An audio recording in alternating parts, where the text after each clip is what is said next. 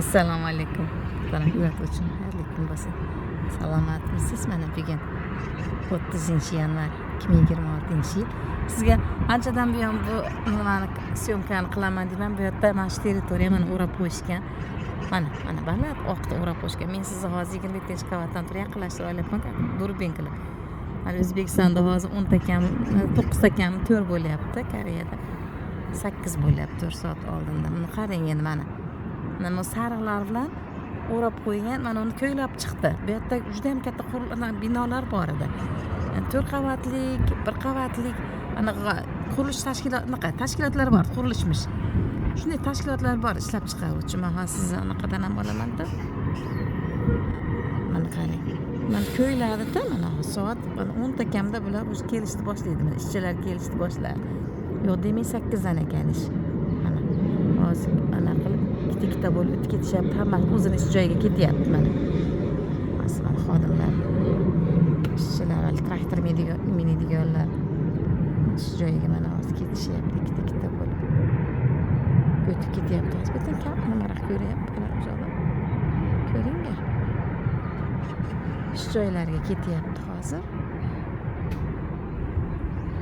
Mana odamlar mana. Ish joyida qanaqadir xonasi bor ekan. Kichkina nimadan xona qilib qo'yishgan mana. Bu nimaga ko'mishgan, nima chuqurlashgan ko'mishgan. Anaqaga chuqurlashyapti. Mashina parkovkaga atrofini sariqda yuvib qo'ygan nima bo'lsin deb.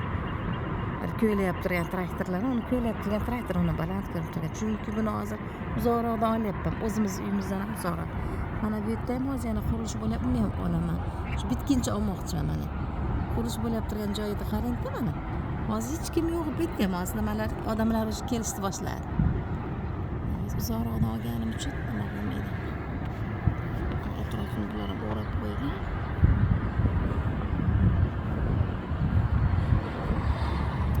Bular ham hozir nimalarni qo'ylab parkovka qilib, bular ham 8 dan ekan ish. Soat 8 dan 5 gacha. Ikkita joyda qurilish bo'lyapti, xudo xolasa. Ko'rsatib boraman Koreyada. Qanaqa qurilishda qanaqa qilish ekan deyardim. Mana chuqurlar ekan. Mana anaqa ko'rinib turgan sariqning ichidagilar chuqurlik. Parkovkaga uchun menimcha bular ham 2 etajli parkovka qiladi, 2 qavatli. Ustoz bo'lgan ruxsatlashtirib gapiraman. O'zim qanaqa ish qilib bajarishlarini ko'rsatib boraman degan maqsadda sizlarga o'ylayapman. Mana hozir tepadan turib o'ylayapman. Hayot boshlandi Koreyada mashinalar. 7-etajdan turib o'ylayapman buni. Xayrli tong bo'lsin. Xayrli kunlar bo'lsin hammamizga.